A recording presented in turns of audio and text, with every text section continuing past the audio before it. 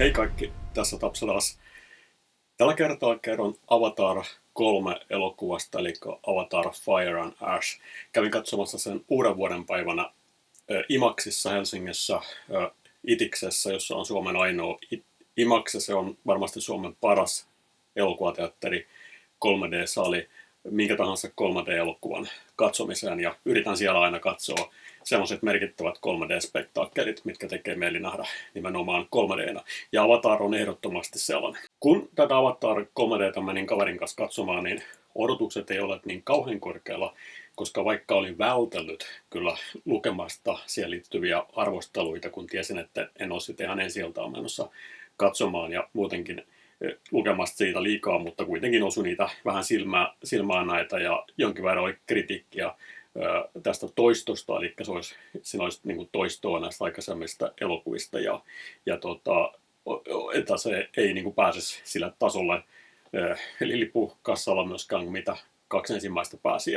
Ja siellä nähden, kun sitten menin katsomaan Avatar 3D-elokuvaa, niin se oli ehdottomasti positiivinen yllätys ja parhaita elokuvia vuosiin, mitä on nähnyt elokuvateatterissa.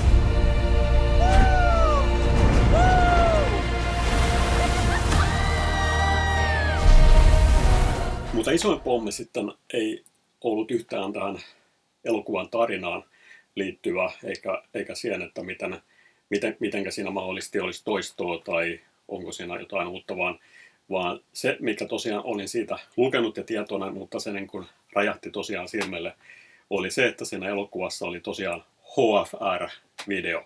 Eli se oli 3D ja käsittääkseni IMAXissa se näytetään niin kuin 4K on tuo 3D, mutta tämä HFR tarkoittaa sitä, että Euroopassa se frame rate on 48 framea sekunnissa, kun normaalisti elokuvan frame rate on 24 framea sekunnissa, ja sitä tulee semmoinen elokuvallinen tyyli elokuvaan. Se näyttää niin kuin cinematic elokuvamaista taiteelliselta, se, että se on 24 framea sekunnissa. Asiat liikkuu siinä sillä tavalla smoothisti, pehmeästi ja tulee sitten elokuvamaista ulottuvuutta. Kun nostetaan se frame rate 48, niin se kuva näyttää liiankin todelliselta ja se näyttää videomaiselta. Ja ensimmäiset 20-30 minuuttia sitä leffasta niin meni kyllä totutteltaessa siihen, että voi ei, että nyt on James Cameron on pilannut Avatarin samalla tavalla kuin Peter Jackson aikanaan pilasi Hobbit-elokuvat tällä videomaisella toteutuksella. Ja se, että siinä niin kuin tosiaan niin kuin se näyttäisi niin kuin se olisi tarkalla videokameralla kuvattu ja sitä puuttui semmoinen cinematic style. Ja se oli erittäin lässähtävä se kokemus. Ja se, mitä tämä voi tehdä, tämä HFR, niin siinä johtuu siitä tietynlaista tarkkuudesta se, että se esimerkiksi tämä video on 25 framea sekunnissa. Tämäkin on elokuvamaisempi, enemmän cinematic video siinä mielessä kuin mitä oli Avatar 3D tällä HFR-muodossa katsottuna. Eli siinä saattaa silloin ihminen alkaa kiinnittää huomiota johonkin yksityiskohtiin ja saattaa ruveta katsoa sitten, että onko joku nyt tarpeeksi aidon näköistä ja sen sijaan, että ihmisen silmä niin kuin näkisi sen kokonaisuuden, sen visuaalisen, taiteellisen cinematic-kuvan, mikä siinä on. Ja tämä on niin kuin se ongelma, mikä siinä tulee. Mutta onneksi sen elokuvan aikana, niin kuin muistaakseni Hobbit-elokuvissakin, mutta varsinkin tässä 3D-lasit päässä, niin pikkuhiljaa siellä alkoi tottumaan. Että puolen tunnin vaiheessa niin en kiinnittänyt siihen enää huomiota. Mutta se, mikä oli yllättävää, niin oli se, että siinä elokuvan loppua kohti mentäessä, niin mä aloinkin pitämään sitä sittenkin oikeana ratkaisuna. Eli tämä HFR toimi mun mielestä sittenkin visuaalisesti hyvin tässä Avatarissa, vaikka siinä kesti vähän aikaa, että silmä tottuu siihen. Ja se toi siihen enemmän teknologista ja teknistä tasoa kuin mitä on aikaisemmassa kahdessa Avatar-elokuvassa ollut.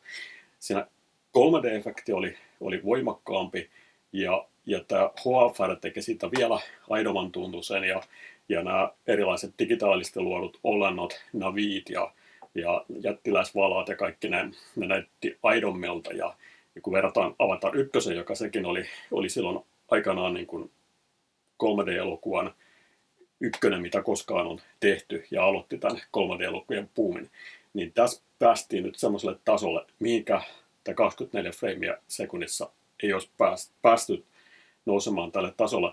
Eli tämä HFR loi siihen kuitenkin sellaista ulottuvuutta, että ne kaikki efektit ja kaikki muut tuntui voimakkaammalta. Ja kun silmä siihen tottui, niin siinä oltiin vielä enemmän syvemmällä siinä sen elokuvan Avatarin ja Pandoran maailmassa, kuin mitä oltaisiin oltu tässä 24 freimiä sekunnissa, eli normaali frame rateilla.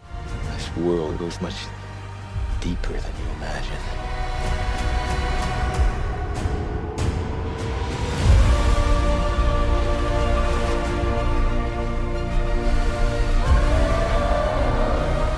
Kun ensimmäisen Avatar-elokuvan ja Avatar 2 välillä oli kulunut aikaa oikeassa elämässä 13 vuotta, niin myöskin siinä sen elokuvan maailmassa oli kulunut aikaa vastaavasti. Ja oli Jake Sullylle ja Neytirille oli syntynyt lapsia ja ne oli kasvaneet jo sitten esienikään ja vanhimmat oli teiniässä. Ja sitten kun Avatar 2 ja 3 välillä oli 3 vuotta väliä, niin nyt siinä elokuvan maailmassa ei ollut tapahtunutkaan niin pitkää aikavälin muutosta. Avatar 2 ja 3 kuvattiin samanaikaisesti samalla tavalla kuin käsittääkseni on ainakin suunniteltu, että Avatar 4 ja 5 tullaan vastaavasti kuvaamaan samanaikaisesti ja ilmeisesti niiden kuvaaminen alkaa tässä Avatar 3 jälkeen mahdollisesti.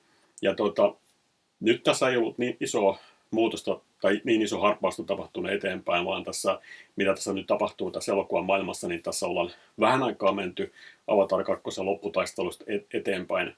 Jake Sullin perhe käsittelee tässä edelleen Neteyamin kuolemaa Avatar 2 lopussa, ja erityisesti Neytiri suree häntä ja on katkeroitunut koko ihmisroululle, ja tämä on niin kuin Neytirin hahmossa tämän Avatar 3 oikeastaan se läpi elokuvan kulkeva kehityskaari, katkeroitunut ihmisille ja miten hän lopussa sitten kuitenkin pikkusen jotain hyväksyy ja näkee sitten omassa perheessään kuitenkin asiat toisin. Avatar 3 elokuvassa nähdään jonkin verran uusia ulottuvuuksia Avatarin maailmasta, mistä ehkä hienompia on tämmöinen puolueeton kauppalaivasto, minkä mukana mennään siinä ja nähdään uusia maisemia, mennään uusiin metsiin, mikä näyttää kuitenkin aika samanlaista kuin aikaisemminkin.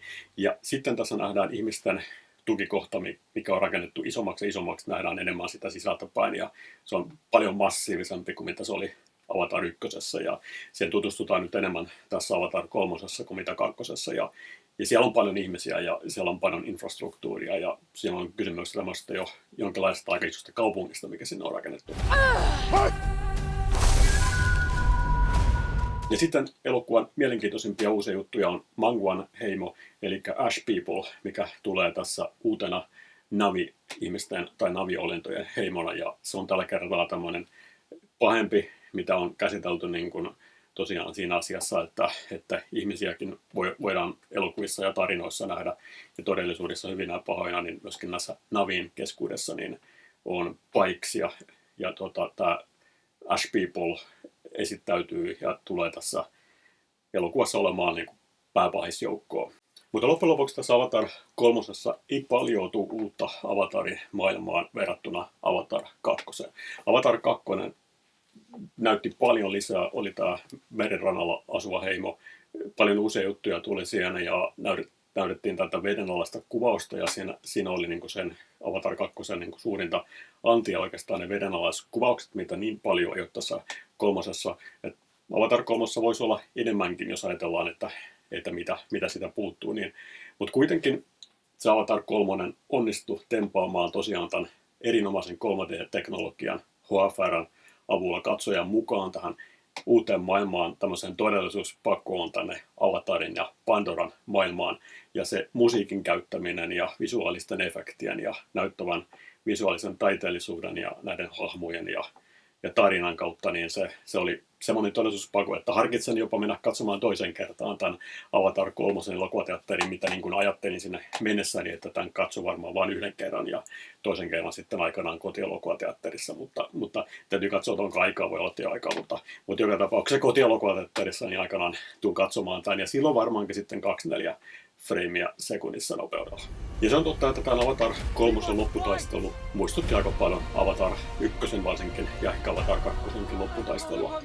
Ja tietyssä mielessä niin ne taistelut niin yleensäkin tämän tyyppisessä elokuvissa muistuttaa toisiansa myös jossakin mielestä Star Wars-elokuvissa on paljon toistoa ja Terminator-elokuvissa, mutta tässä lopputaisteluissa niin mun mielestä Avatar 2 oli hieman sekavuutta sen seuraamisessa ja tässä Avatar 3 niin se oli loogisesti seurattavampi, se oli jännittävä ja siinä niin kuin oli selkeämmin nähtiin mitä tapahtui, se oli pitkää, se oli mun mielestä positiivista, että siinä oli paljon visuaalisia efektejä, paljon jännitystä ja se tempasi todella mukaan tässä lopputaistelun seuraaminen, että se oli erittäin onnistunutta tässä Avatar 3.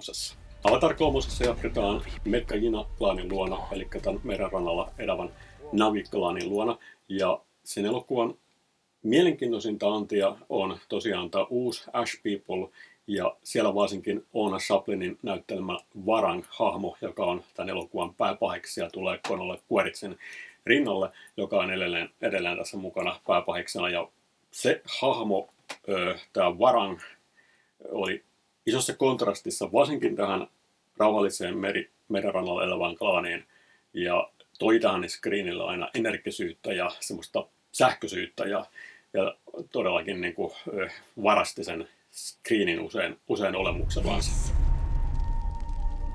Is the only pure thing in this world.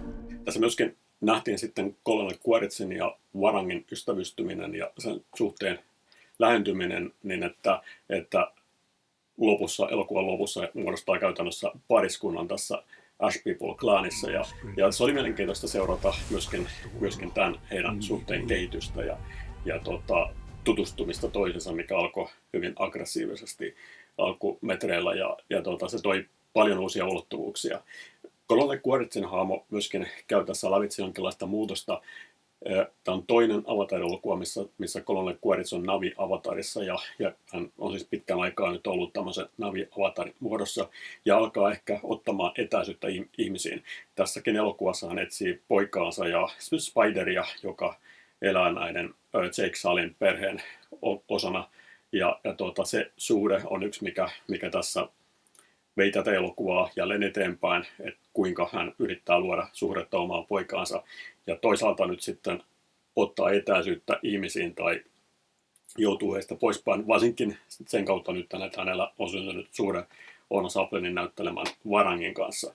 Ja onkin mielenkiintoista nähdä, miten tulevaisuudessa käy sitten, että Avatar 4 ja 5 niin tuleeko Colonel Quaritchin hahmo, niin tuleeko hän niin kuin siirtymään eri leiriin kuin missä ihmiset ovat. Käytännössä varmaankin tulee edelleen jatkamaan pahiksena, mutta nyt on pahis tulevaisuudessa mahdollisesti, joka ei kenties olekaan sitten enää liittolainen ihmisten kanssa. Siis tällä hetkellä se tilanne ei siihen suinkaan jäänyt, vaan hän todellakin pelasi samassa tiimistä ihmisten kanssa, mutta sitä etäisyyttä alkaa tulemaan. Ja on pientä kysymysmerkkiä, käykö näin vai johtuuko se vaan siitä, että siinä tässä leffassa syntyi konflikteja, niin kuin aikanaan Avatar 1:ssäkin syntyi iso konflikti Colonel Quaritchen ja tämän tukikohdan bisnesjohtajan kanssa. Colonel Quaritchin hahmo joka tapauksessa jäi eloon tässä Avatarissa. Nähdään lopussa, että hän heittäytyy alas kallion jyrkänteeltä ja huutaa matkalla, mutta me ei nähdä koskaan hänen kuolevan. Ja kun